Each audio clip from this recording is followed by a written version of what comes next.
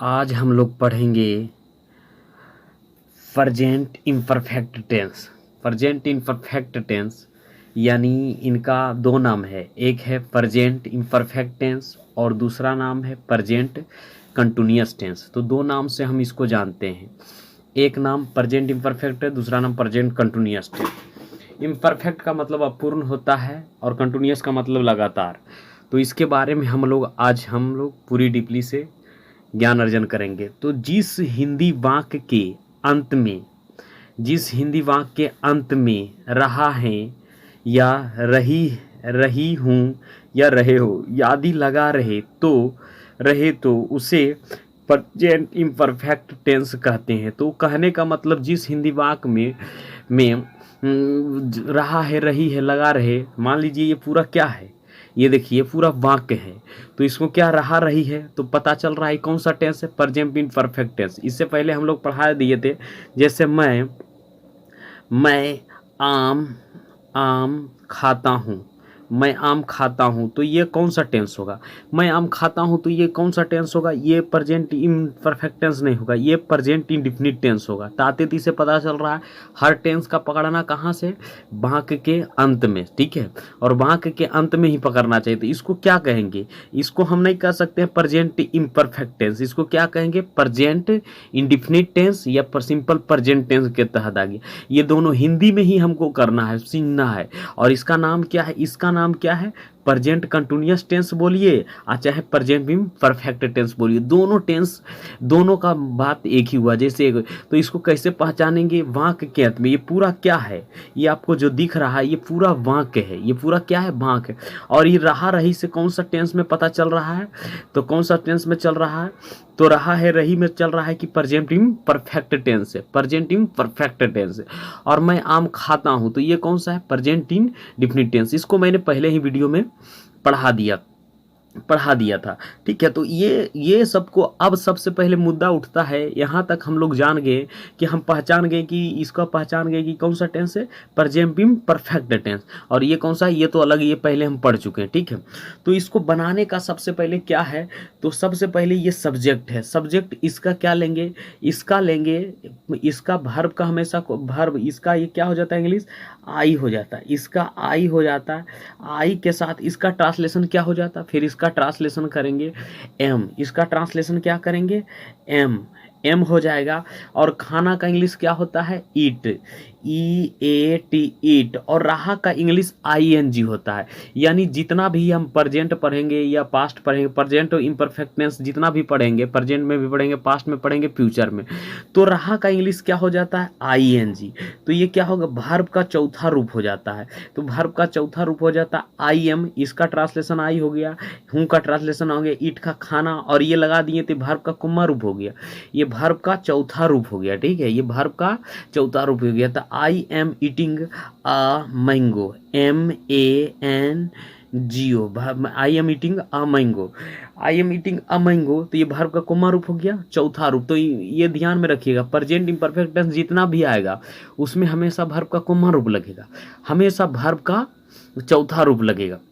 चौथा रूप लगने का रीजन क्या है कि इम्परफेक्ट टेंस इसमें कभी वाक्य पूरा नहीं होता। कंटिन्यूअस का मतलब होता है लगातार, कंटिन्यूअस का मतलब होता है लगातार, लगातार का मतलब एकदम चलते रहता है, इसमें कभी काम पूर्ण नहीं होता है। तो जैसे मैं आम खा रहा हूँ, तो ये क्रिया क्या हो रहा है, चल रहा है, समझ में आ रहा है ना। तो मैं आम खा रहा हूँ, तो ये चीज़ हो गया। और ये इसी तरीके से हम लोग क्या करेंगे, सारे को 1 2 3 4 10 वो देखेंगे, फिर इसका निगेटिव देखेंगे, फिर इंट्रोगेटिव देखेंगे। तो इस तरीके से हम लोग क्या करेंगे, बनाएंगे इसका सब्जेक्ट, इसका जब स्ट्रक्चर क्या होगा, स्ट्रक्चर भी देख लीजिए। इसका स्ट्रक्चर होता है सब्जेक्ट प्लस इज आएगा, इज दीजिएगा, और चाहे क्या दीजिएगा, एम दीजिएगा, और क्या देगा, आर, और वर्ब का कुम्मा रूप, वर्ब का हमेशा चौथा रूप, अब प्लस ऑब्जेक्ट है ना, प्लस क्या दीजिएगा, ऑब्जेक्ट दीजिएगा। तो इस तरीके से सब्जेक्ट कौन हुआ, इसमें आई हुआ, एम क्या हुआ, एम क्या दीजिए, तीनों में से ओब्लिक है, मतलब ई चुनिए, चाहे ई चुनिए, ई चुनिए। तो एम का इंग्लिश क्या हुआ, हूँ का इंग्लिश एम हुआ, ईटिंग का इंग्लिश क्या हुआ, ईट का खाना हो गया, वर्ब का चौथा रूप रहा का भी ING लग गया। तो ये क्या हो जगह ING ए मैंगो, ये ऑब्जेक्ट हो गया, तो सब्जेक्ट इज MR। अब ये क्या कर दिए, ये रब जब रट लीजिएगा तो इस पर कितना हजारों आप ट्रांसलेशन इस तरीके से क्या कर सकते हैं, बना सकते हैं। इस तरीके से जब ये आपको हो जाएगा ना तो इस तरीके से आप बना सकते हैं। मान लीजिए हम इसको बनाते हैं, ये मैं किताब पढ़ रहा हूँ, तो सबसे पहले किसको लेंगे, सब्जेक्ट को लेंगे। तो सब्जेक्ट क्या है, सब्जेक्ट है आई। तो आई के साथ क्या लगता है, आई के साथ देखिए इज नहीं लगेगा, एम नहीं लगेगा, एम लगेगा, एम लगेगा। एम काहे लगता है, हूँ का इंग्लिश होता है एम, तो यहाँ क्या देंगे, एम देंगे। उसके बाद पढ़ना का क्या होता है, रीड, READ, रीड, रीड होगा। और वर्ब का कोमा रूप, चौथा रूप, तो इसमें ING, रीडिंग, और ए बुक, BOOK, बुक। ये ट्रांसलेशन इस तरीके से आपको क्या करना है, बनाना है, और ये स्ट्रक्चर को भी आपको दिमाग में रखना है। वैसे स्ट्रक्चर नहीं याद कीजिए तो धीरे धीरे बनते बनते हम लोग का क्या होगा, प्रैक्टिस करते करते हो जाएगा। अब हम लोग देखिए जरा दूसरा पर चलते हैं। सीता बहुत अच्छा नाच रही है, तो सबसे पहले क्या लेंगे, सब्जेक्ट। सब्जेक्ट क्या है, सीता। तो यहाँ हम ट्रांसलेशन करेंगे SITA, सीता।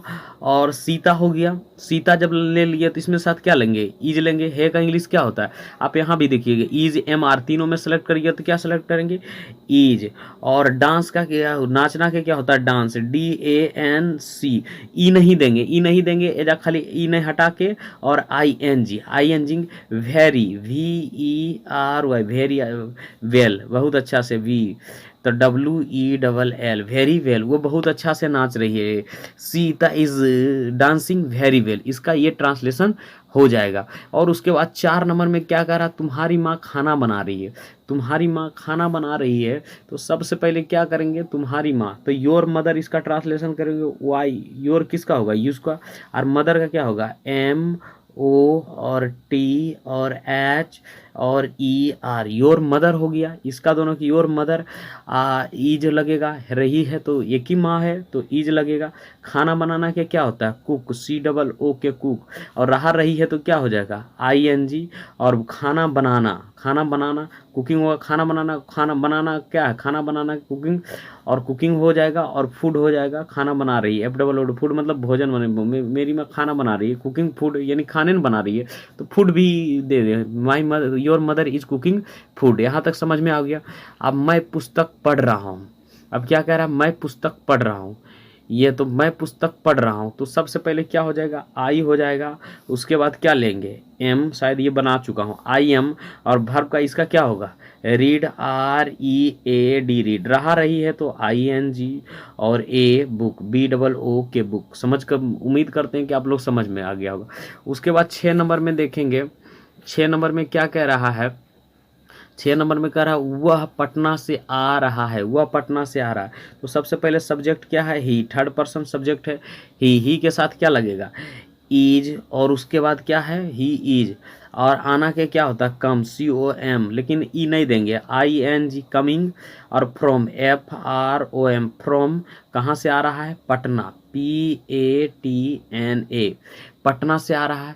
यहाँ तक ऐसी करके हम लोग और बनाएंगे। अब 7 नंबर में क्या करता है, 7 नंबर में देखिए, 7 नंबर में कह रहा है, 7 नंबर, तुम गरीबों की सहायता कर रहे हो, तुम गरीबों की क्या कर रहे हो, सहायता कर रहे हो। सबसे पहले सब्जेक्ट देंगे यू, है ना, और यू के साथ क्या लगेगा, आर लगेगा, ARER।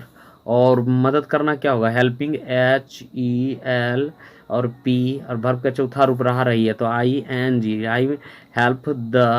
और किसको मदद कर रहा है, POOR, पुअर, है ना। इसी तरीके से अभी हम और बनाते हैं, मतलब और बनाते हैं ट्रांसलेशन, सिर्फ आप देखते रहिए और सीख जाइएगा। ट्रांसलेशन करेंगे इसका, राजन मैदान में क्रिकेट खेल रहा है। राजन क्या कर रहा है, मैदान में क्रिकेट खेल रहा है। तो सबसे पहले ट्रांसलेशन किसका करेंगे, सब्जेक्ट का, यानी राजन, RAJAN, राजन। तो ईज लगेगा, काहे कि है तो ईज। और खेलना का क्या होगा, प्ले, PLAY, प्ले। और रहा रही है तो क्या हो जाएगा, ING, प्लेइंग हो जाएगा। अब प्लेइंग, क्रिकेट, CRICKET, क्रिकेट। इसका ट्रांसलेशन करेगा फिर इन द फील्ड, और in the field, FIELD, field. इस तरीके से ट्रांसलेशन धीरे धीरे आप लोग को क्या करना है, छोटा ट्रांसलेशन बनाना है। जब आप पूरा पारंगत हो जाइएगा तो फिर इससे बड़ा बड़ा भी ट्रांसलेशन बना सकते हैं, उसमें कोई दिक्कत नहीं है।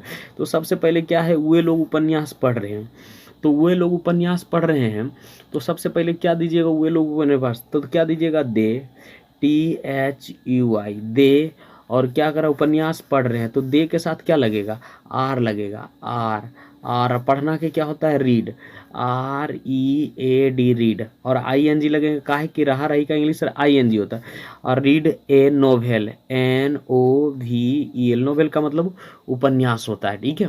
अब सीता और गीता मंच पर नाच रही है, तो दो लड़की है, SITA, Sita, AND, and Gita, GITA, Gita, दो लड़की है तो ई नहीं लगेगा, आर लगेगा, are, Sita and Gita are, dance का होता है DANC, छोड़ देंगे, आई नहीं देंगे, ई नहीं देंगे, ING देंगे, और ऑन द मंच का क्या होता है, स्टेज, STAG। इसी तरीके से आप क्या करेंगे, कितना ही बड़ा बड़ा ट्रांसलेशन रहेगा, धीरे धीरे आप लोग क्या कर सकते हैं, इसको सॉल्व कर सकते हैं, ठीक है।